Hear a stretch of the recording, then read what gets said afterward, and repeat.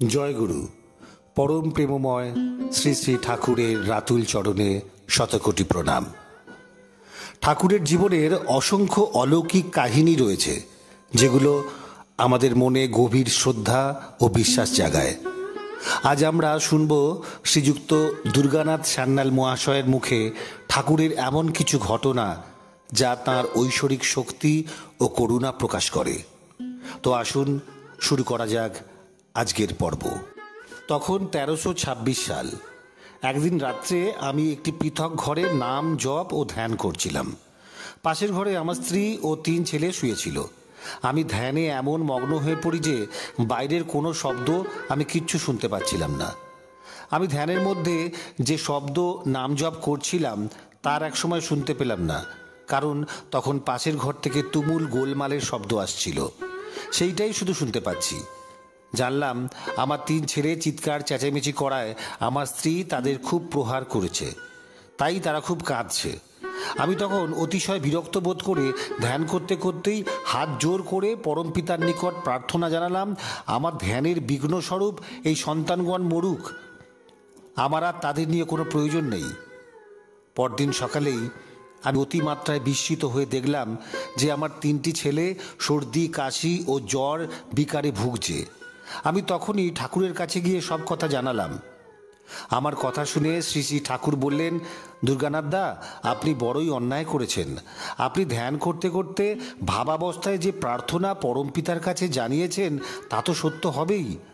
আপনি নিজে উদ্ধার পেতে চান, আর আপনার যে পারিপার্শ্বিক পরমপিতার দান তাদের মৃত্যু চান। একই সঙ্গে এই স্ববিরোধী দুটি ইচ্ছা কিভাবে পূরণ হতে পারে? কিভাবে 2 দিক রক্ষা হবে? আমি তৎক্ষণাৎ আমার ভুল বুঝতে পেরে কোনো একটা কিছু উপায় করার জন্য ঠাকুরের চরণে পড়ে কাতর প্রার্থনা জানাতে লাগলাম। ঠাকুর তখন কিছুক্ষণ চিন্তা করার পর বললেন, পরম পিতাকে যখন জানিয়েছেন তখন তিনি একটিকে অবশ্যই নেবেন, 2টি সন্তানকে ফিরিয়ে দিতে পারেন। এবার আপনাকে ঠিক করতে হবে আপনি কোন সন্তানটিকে ত্যাগ করতে পারেন। আমি তখন সকলকে রক্ষা করার জন্য প্রার্থনা জানালাম। ঠাকুর বললেন, একটিকে ত্যাগ আপনাকে করতেই হবে, তবে আমার মনে হয় কনিষ্ঠটিকে ত্যাগ করা উচিত, কারণ তাকে অল্প দিন লালন পালন করেছেন, তাই কম ব্যথা লাগবে। এরপর ঠাকুর আমার সব সন্তানদের জন্য ওষুধ দিলেন, কিন্তু দেখা গেল আমার প্রথম 2টি সন্তান সেই ওষুধে ক্রমশ ভালো হয়ে উঠতে লাগলো, অথচ কনিষ্ঠ সন্তানটির রোগ আরও বেড়ে যেতে লাগলো। একদিন আমার ছোট ছেলের রোগ খুব বেশি বেড়ে যাওয়ায় আমি ঠাকুরের কাছে ছুটে গেলাম। তাকে একবার আমার বাড়িতে গিয়ে আমার ছেলেকে দেখতে বললাম। ঠাকুর বললেন, কোনো ফল হবে না, কাল বেলা 11টার সময় ও মারা যাবে। আমি তার আগে সেখানে গেলে সে আরও আগে মারা যাবে। আশ্চর্যের কথা, পরদিন ঠিক বেলা 11টার সময় দুর্গানাথ বাবুর কনিষ্ঠ পুত্রটি মারা গেল। কিন্তু ঠাকুরের এক আধ্যাত্মিক প্রভাবে কোনো শোক দুঃখ অনুভব করতে পারলেন না দুর্গানাথ বাবু। তাঁর সমস্ত শোক তাপ যেন পরম প্রেমময় ঠাকুর নিজের অন্তর দিয়ে সব শোষণ করে নিয়েছিলেন। তাই যেদিন বেলা 11টার সময় দুর্গানাথ বাবুর কনিষ্ঠ পুত্র মারা যায়, সেদিন ঠাকুর নিজ বাড়িতে এমনভাবে কান্নাকাটি করতে থাকেন যাতে মনে হয় তার নিজেরই পুত্র বিয়োগ হয়েছে। একদিন আমার বিষয় সম্পত্তির শরিক ও সহপাঠী গিরীন্দ্রনাথ লাহিড়ী আমার বাড়িতে এসে বলল, ঘর সংসার ও জোত জমাতো কিছু দেখো না, কেবল অনুকূল ঠাকুর ও তার আশ্রম নিয়ে মেতে আছো, আমি তোমাকে আশ্রম ছাড়া করবই। আমিও তখন তাকে জোর দিয়ে বললাম, তুমি আমার আত্মীয়, সহপাঠী ও বন্ধু, আমিও বলছি আমি তোমাকে আমার দয়াল ঠাকুরের চরণে আশ্রয় গ্রহণ করাবই। গিরীন্দ্র লাহিড়ী সৎ প্রকৃতির ব্যক্তি ছিলেন না। তিনি কিছু কুলোককে পরামর্শ দিয়ে আমার জোত জমা জোর করে দখল করায়। আমিও সেদিন বিকালে ঠাকুর ও অনন্ত মহারাজের কাছে গিয়ে তাদের সব কথা জানালাম। এ কথা শুনে ঠাকুর বললেন, সে তো এই জন্মে আমাকে ধরতে পারবে না, পরজন্মে আমাকে ধরবে। কিন্তু অনন্ত মহারাজ ঠাকুরকে অনুরোধ জানিয়ে বললেন, দুর্গাদা যখন বলে ফেলেছেন তখন তা তো করতেই হবে। ঠাকুর তখন বললেন, তোমার ও দুর্গাদার কথায় সে দীক্ষা নেবে না, তবে কুষ্টিয়ায় সতীশ জোয়ারদারকে যদি আনতে পারো তবে সে তার কথায় দীক্ষা গ্রহণ করতে পারে। অবশেষে হলেও ঠিক তাই। একদিন আমি আশ্চর্য হয়ে দেখলাম সতীশ জোয়ারদারের সঙ্গে গিরীন্দ্রনাথ লাহিড়ী নিজে এসে ঠাকুরের কাছে দীক্ষা গ্রহণ করল। তার দীক্ষা গ্রহণের কিছু পরেই আমি সেখানে গিয়ে উপস্থিত হলাম। বুঝলাম পরম প্রেমময় দয়াল ঠাকুরের একবার যা ইচ্ছা হয় সেই ইচ্ছা পরমপিতা পূরণ না করে পারেন না। শ্রী শ্রী ঠাকুর একদিন হিমায়তপুর আশ্রমে বসে বেলা 10টার সময় গল্প করছিলেন।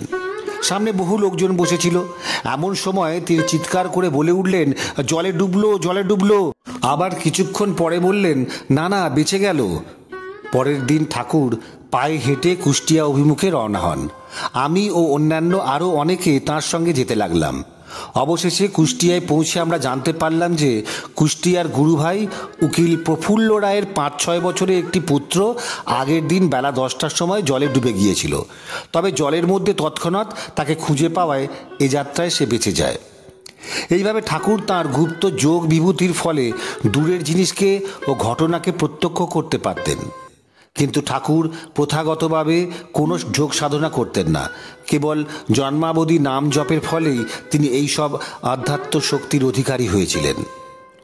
দুর্গানাথ সান্যাল মহাশয়ের দীক্ষা গ্রহণের কয়েকদিন পর 1320 সনের চৈত্র মাসে সন্ধ্যা 8টার সময় আহার আদির পর ঠাকুরের সঙ্গে পদ্মার তীরে অবস্থিত কুটিরের মধ্যে শুতে যাচ্ছিলেন। ঠাকুর বাড়ির ভিতর বাড়ির আঙিনা পার হলেই নদীর পার পর্যন্ত বিরাট ভাটি বন, তাতে কিছু আম কাঁঠালেরও গাছ ছিল। এই জঙ্গলের ভিতর দিয়ে নদীতে যাবার একটা সরু পথ ছিল।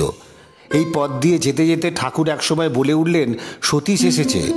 দুর্গানাথবাবু আশ্চর্য হয়ে বললেন, যোগী ঘোষের ছেলে সতীশ তো 4-5 দিন হলো মারা গেছে।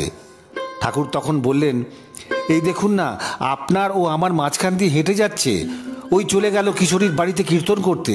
দুর্গানাথবাবু আগের মতোই বিস্ময়ের সঙ্গে বললেন, আমি তো কিছুই দেখতে পেলাম না। আপনি মরা মানুষ দেখলেন কি করে? ঠাকুর তখন বললেন, নাম করুন, তাহলে আপনিও দেখতে পাবেন ও জানতে পারবেন যে মৃত্যুর পরেও জীবিতের মতোই তারা সব কিছু করে।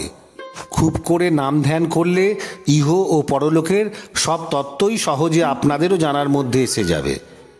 একদিন সকালে ঠাকুরের বাড়িতে সংঘভ্রাতা নফরচন্দ্র ঘোষ ঠাকুরকে তেল মাখাচ্ছিলেন। তখন সেখানে আরও অনেকে উপস্থিত ছিলেন এবং মৃত আত্মাদের গতিবিধি নিয়ে আলাপ আলোচনা চলছিল। ঠাকুর একসময় বললেন, মৃত সৎসঙ্গীদের আত্মা রোজ আসে আমার কাছে। নফরচন্দ্র তখন বললেন, সতীশও কি আসে? ঠাকুর তখন বললেন, হ্যাঁ, সতীশ রোজ আসে। সতীশচন্দ্র ঘোষ ঠাকুরের পরম ভক্ত ও নফরচন্দ্রের অন্তরঙ্গ বন্ধু। নফরচন্দ্র তখন ঠাকুরকে অনুরোধ করলেন, এবার সতীশ এলে দেখাতে পারবেন? আহা, কতদিন তাকে দেখিনি। শ্রী শ্রী ঠাকুর তখন মৃদু হেসে বললেন, ঠিক আছে, কাল যখন আসবে তোকে তখন ডাকবো। পরের দিন সকাল 8টায় ঠাকুর সহসা নফর রে, নফর রে বলে ডেকে উঠলেন, সতীশ এসেছে, একবার দেখবি আয়। নফরচন্দ্র তখন ঘরে প্রবেশ করে দেখলেন ঠাকুর তাঁর বিছানায় শুয়ে আছে আর সতীশের মতো অবিকল একটি মনুষ্য মূর্তি তাঁর সঙ্গে কথা বলছে। এই দেখে নফরচন্দ্র ভীত হয়ে ঠাকুরকে জড়িয়ে ধরলেন। সতীশের সঙ্গে কথা বলতে আর সাহস পেলেন না। এদিকে তখন সতীশের ছায়ামূর্তিটি তৎক্ষণাৎ অদৃশ্য হয়ে পড়ল। ঠাকুর তখন নফরচন্দ্রকে ভর্ৎসনা করে বললেন, তুই অত ভয় পেলি কেন? সতীশ অত্যন্ত ক্ষুব্ধ হয়ে চলে গেল।